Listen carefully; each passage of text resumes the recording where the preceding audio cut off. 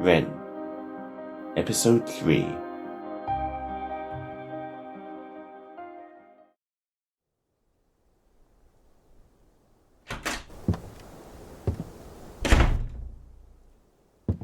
Dad? Wren? I thought you'd gone to bed. I thought you'd gone to bed.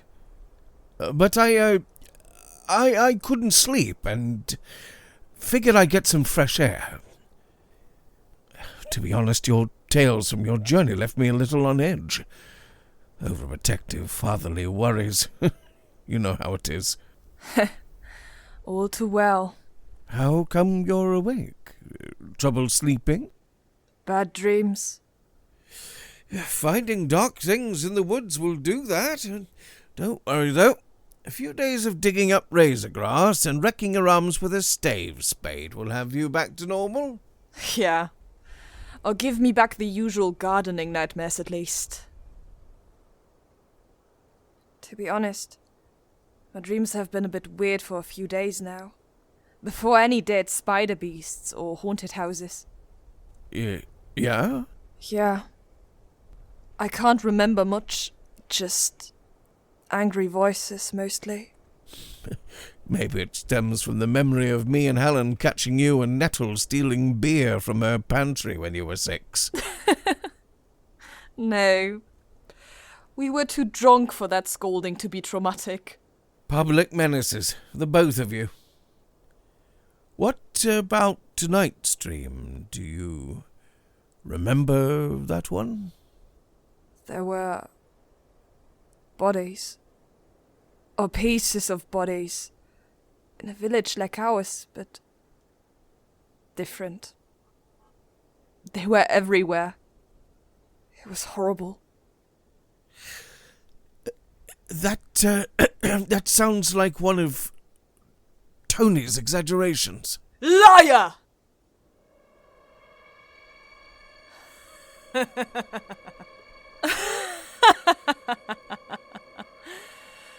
You were so bold once, when you stormed the barrow and vanquished the Mulrain herself. What? Look at you now, though.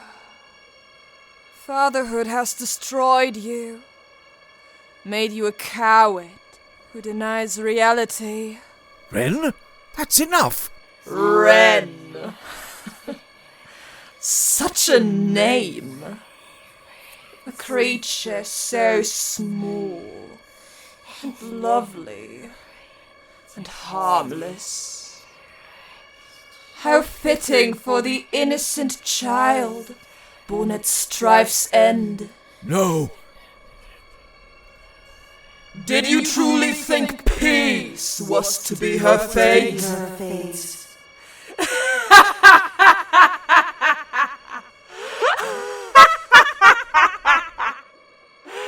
You fool! You never even thought to ask why, did you? You just kept doing good, no matter what it cost you. Wren, listen to me. Fight it! And now, it's too late. Your good deed will cost you everything. I'm back.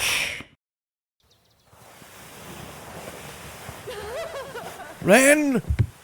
Dad? What's wrong? Fucking hell. Whoa! Something must be up if you're swearing. Sorry. I'm okay, Wren. It was just a dream. Something from the old days. It sounded bad. I could hear you from my room.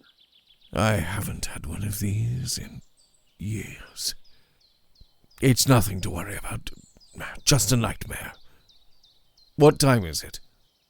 Just about dawn. Oh, I've overslept. You sure you're all right? Yeah, I'm fine. I used to get dreams like that a lot more often back in the old days. All this talk of arm-bone spiders and the like probably inspired a new one. They're a pain in the arse, but they're just dreams. Anyway, do me a favour. Get the kettle going, if you please. Sure.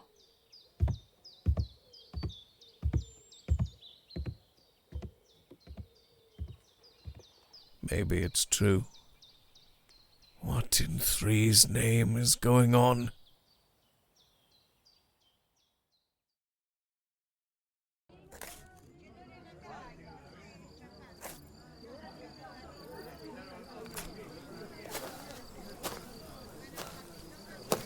Okay, on 3. 1, 2, 3.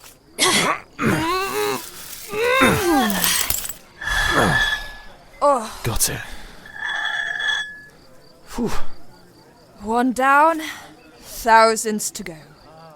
How much of our lives will be spent digging up razor grass, do you think? Too much. The final stage of disposal is always fun, at least. For all we suffer now, we should avenge ourselves by flinging the weeds into the great southern crater, and for their crime, hurl rocks at them. That's true. The shattering sound is always nice. It's not enough. In a perfect world, we'd get to hear them scream. That's dark. Is it? You do kind of seem in a dark mood today, Wren. Something wrong? Not really. Just a lot of little things at once. Sorry, Geraldine's giving us that glare of hers. I better get the grass fastened before she comes over.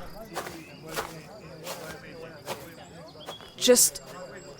have you felt off since we got back yesterday? Definitely. I don't think you can see the things we saw and just be normal afterwards. Life's probably going to be weird for a while. Dad's been off too. I think all this weirdness has brought his own dark thoughts back. I guess his have got to be worse than ours. Right, okay. It's fastened. Lift or drag? Drag. Lift. I'm gonna say... lift as well. Sorry, Swallowtail. 2 to 1.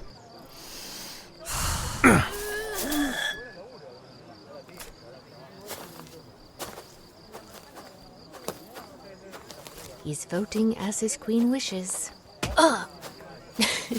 Hmm? Oh, nothing. Wren was just saying how the world's been feeling a bit off lately. You felt the same? Honestly? Yeah. I'm not quite sure how to describe it, but everything feels darker today. A bit more distant, maybe? Then there was that dream last night. You too? What happened? Nothing happened exactly.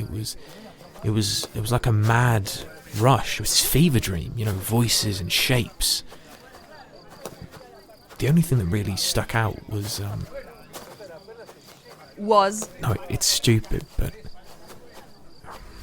it was like this. It was like some bloody demon was yelling at me or something. Do you think one's trying to possess you? Probably, knowing my luck. But it wasn't necessarily a demon. I mean, there was no face, just a voice. What did it say? It was something like, "Bastard thing, rancid flesh, not for you, mine." It sounded rather adamant about the matter. Oh, well, that sounds healthy. I did wonder if disease was messing my dreams up, but alas, I feel fine. Believe me, if I had a proper excuse to get out of razor grass duty, I would have taken it. No, you wouldn't. Not with you here. Shut up! Right, down on 3. 1, 2, 3. Bloody stuff! Yeah. How long till lunch?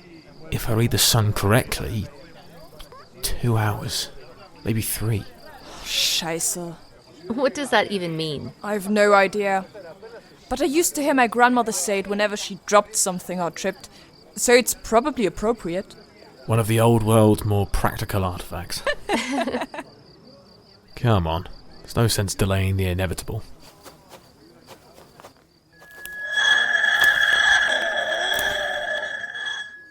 What the hell?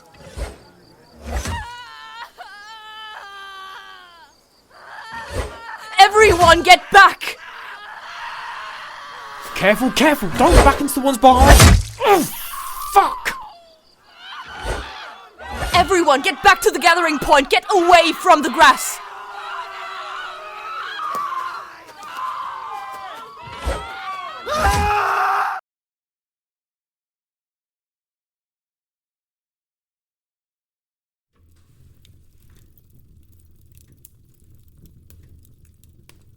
And we're done.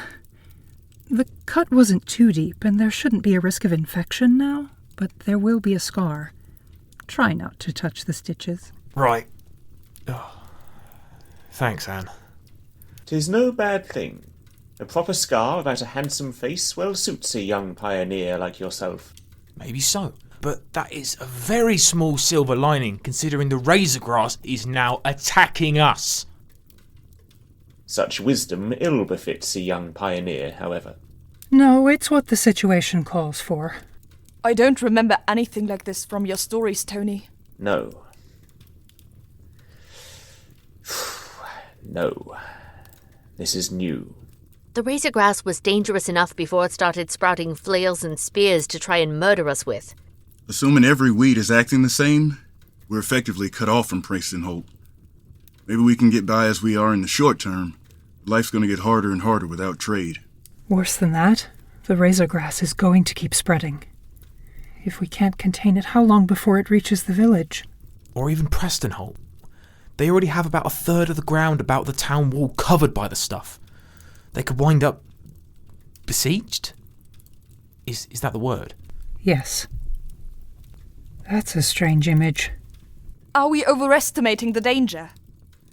Consider, Preston Holt's militia has more people than our village's entire population.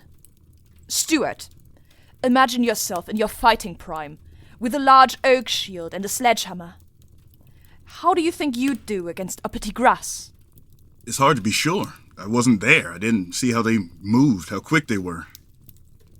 From what I've heard, though, one-on-one, I or any stout-armed youth could probably smash one of the bastard things easily enough. But there's so many of them. You could be fighting one and have another's tendrils or whatever stab you in the side or hack your shins. With a proper shield wall, maybe we could overcome them, but then there are the good old-fashioned problems like shards going through boots or tearing up legs. The Hydra. What? Something from a story I heard once. When you have...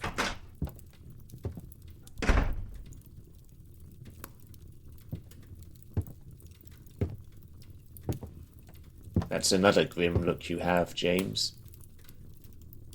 Pike, Helen, Francesca, Roe and Husky are going to be fine. The grass didn't cut them too deep. But Kestrel and Daniel are both dead. No! No! For his sake, no. Fucking bastard fate. Why? Goddesses three, guide their souls to your country, where all pain ends. Where all all pain pain ends. ends.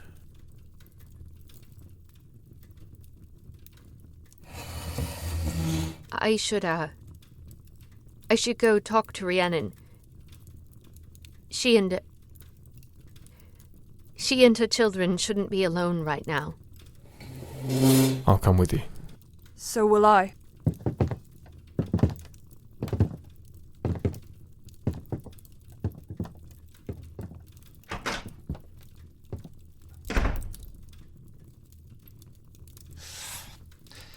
They all grew up with Kestrel.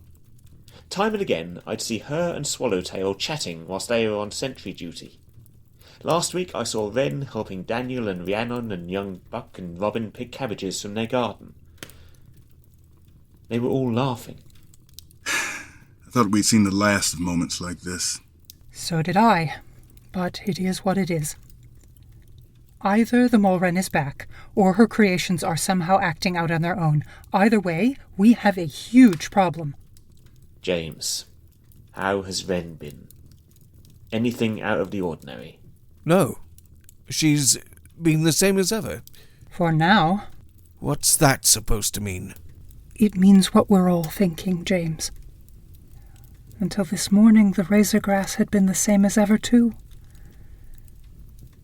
Look, I love Wren. She's basically my niece. But she appeared out of nowhere, moments after the Wren died. And the question we have all avoided asking as that normal, innocent-looking girl came into our lives is why? Well, people have started dying. We can't ignore it any longer. If Wren is part of some last-ditch scheme of the Malrains, why has the beast seemed content to ignore her so far? She was out of the village for 2 days, ran into a whisperer, and nothing. Hell, the razor grass could have just as easily have killed her this morning. She was right next to Nettle when it tore his cheek open. She could just as easily have been a newborn the Malraine snatched and stashed away with her mad sorceries, waiting to do who knows what to her before we showed up. We all know how she liked children. We did free some of her prisoners that way. Brought back once the Wren fell. But Wren appeared in the same place as her body vanished. For all we know, that could just mean she'd been about to collect Wren before we stopped her. That's a strained guess, I'll grant you. The truth is, we never knew much about what that creature was. We cut her head off, burned down her lair, and figured that was that. But she wasn't human, was she? We had no way of knowing if we'd finished her or not. We were careless. What more could we have done? Nothing. And if we'd followed Maria's deranged plan, it still might not have made any difference today. And even if it would have... We'd not stain our iron hands with the blood of children. You know, I don't miss Maria. As far as Wren's concerned, she's the mother she never had, who died giving birth to her. One of my more stupid lies. Well, what were you supposed to tell her? Hey, Wren, we found you in an evil tree cave, and my crazy ex-fiancé wanted to murder you just in case you were evil, too. Vintage Stuart. This is why I'm a storyteller. Wish fulfillment. What? That's what I've been doing all these years. Pretending I was a normal father of a normal daughter who'd live a normal life.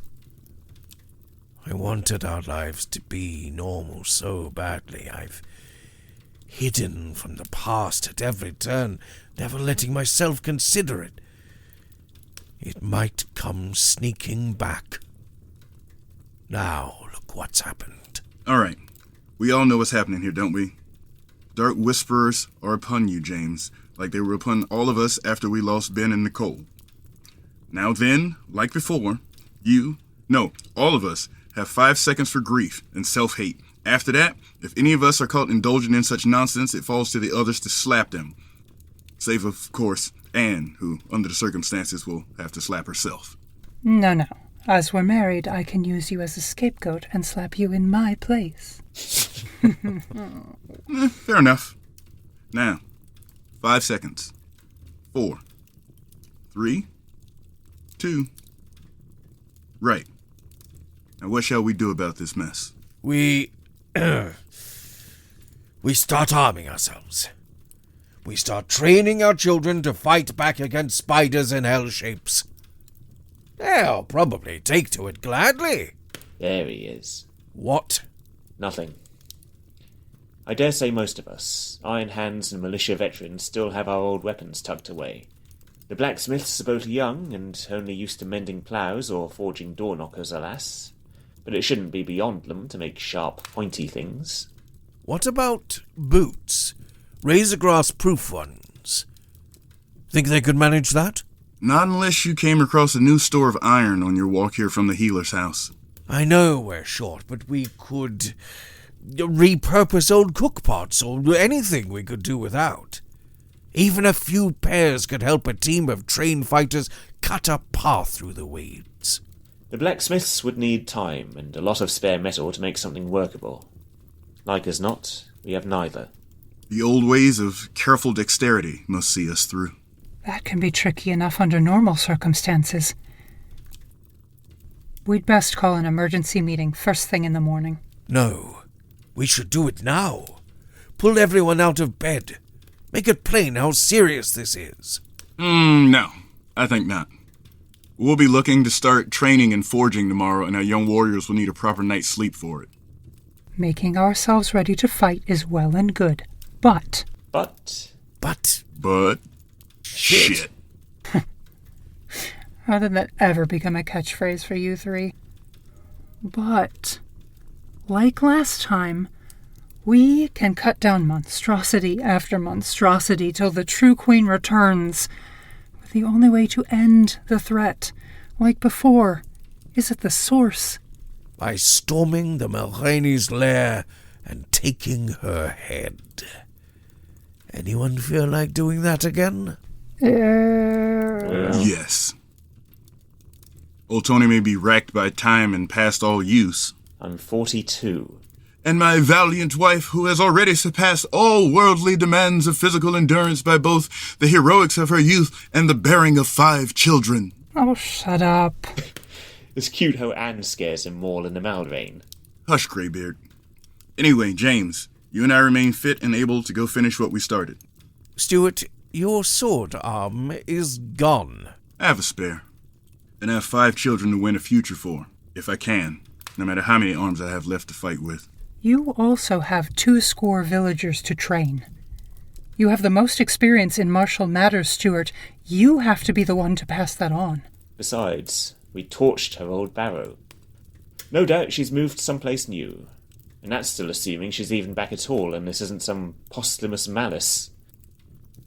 Assuming she is back, though. Tracking down that beast's lair is a job for our hunters. We should still have that barrow investigated. At the very least, it's the best place to start the search. Once we've established our new routines in the coming days, we can send out our scouts. There's one last thing I think we need to discuss before we all head home and fail at trying to sleep. Which is? Wren. James, I need you to be as objective as possible now and tell me. How much do you think we should tell her? All of it. And I'd best not put it off any longer. Wish me luck, everyone. Pray to the 3 that she'll forgive me someday.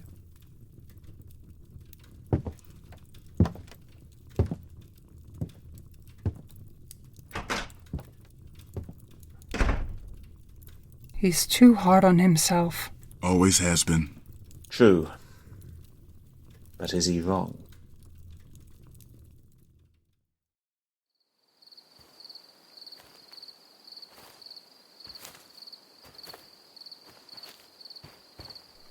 Of all the dreadful things I've seen these past few days, that was the worst.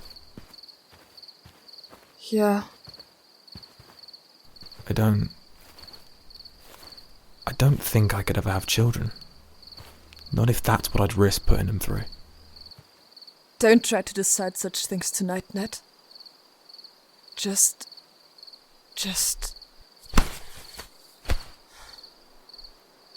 Fuck.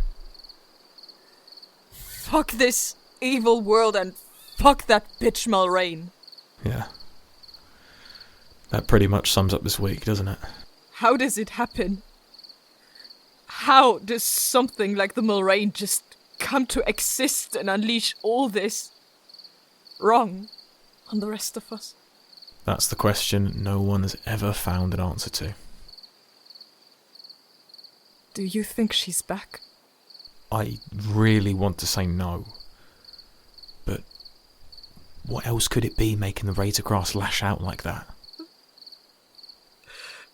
You know, I always thought... Forget it. It's stupid. And depressing. It's a depressing night, Wren. Can't get much worse. Well, I'm here if you want to share. I always thought Dad was a fool for not acknowledging all he did back in the dark days. He killed the Mulrain for the 3's sake. That's awesome, right? Like the stories make it sound. That's what I always thought to myself. But now we've started seeing it firsthand. And it's probably still nothing compared to what they went through back in the day. My parents have been, I don't know, odd today. It's like their composure is hanging on by a thread. Because of Sparrow? Because of Sparrow, yeah. I never really felt it, The sister I never knew killed by the Malrine when I was barely a year old. I always tried to hate that monster for what she did to Sparrow, but Sparrow could never be more than an idea to me. Fuck. I feel guilty saying that, but you can't love someone you never knew. Today, though, with Kestrel and Daniel murdered, all of it feels a lot more real. More real? Yeah. That's it. It's all different now. Tony's stories are coming true. Yeah. And they're not much fun anymore. At the start of this week, and for so long before, I just wanted the same kind of excitement that Dad and the others had known when they were our age. Part of me, I think, wanted that spider we found to get up, so we'd have to fight it. Part of me wanted the Malrine to come back. Maybe we all did. As a boy, I used to imagine cutting her head off and setting free all the children that she'd stolen. Alive or dead. Including Sparrow. But that was just a childhood fantasy. It was fun. That's what we want, I think. Not a return of the dark days, but something more to our lives than a tiny village and unending work. Dead cities to explore. Living ones to visit. The horizon. And the one after that, and the one after that, and however many I get to see in my lifetime. We can't just abandon the village, though. There are too few of us as it is. Fewer hands at the farm risks the harvest, which risks famine. And our parents aren't getting any younger.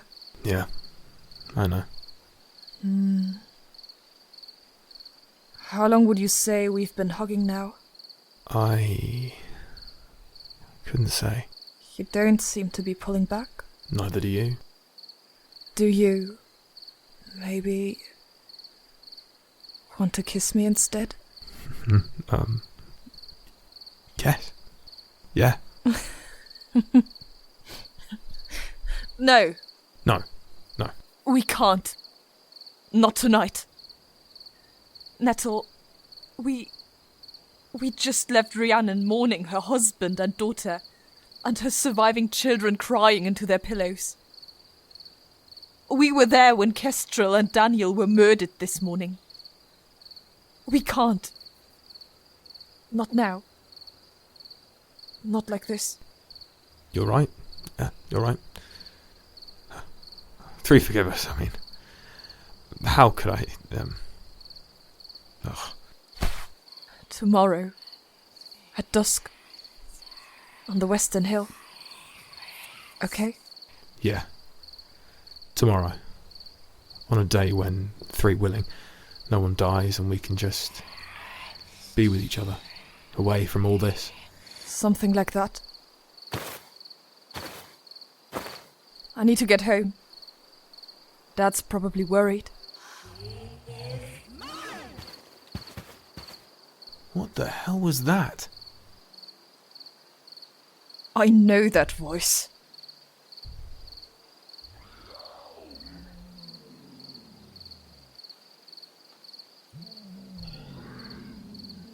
Run! Now!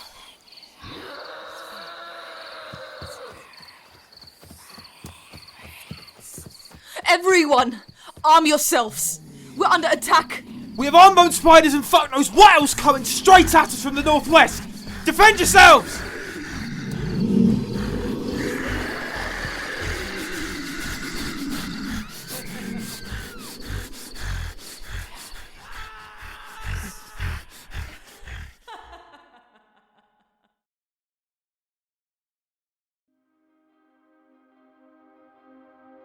You have been listening to Wren, Episode 3, starring Julia Brass as Wren, Huw Carr as James, Christian Dennis as Nettle, Billie-Jo Konze as Swallowtail, Alexander Christian as Stuart, Kristen Heider as Anne, Richard Paul as Tony, and Victoria Kelemen as the Malrain.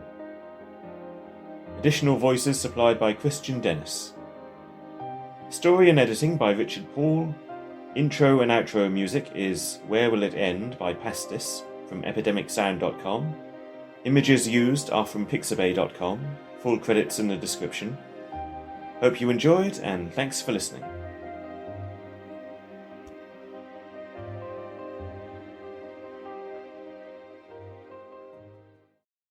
Next time on Wren. Come, child. Your meatish mother is dead, and your new mother has a use for you. The evil of yesterday has returned. Shh. It'll be okay. They won't get past your father. A dark time has begun, bearing darker revelations. Alone at last.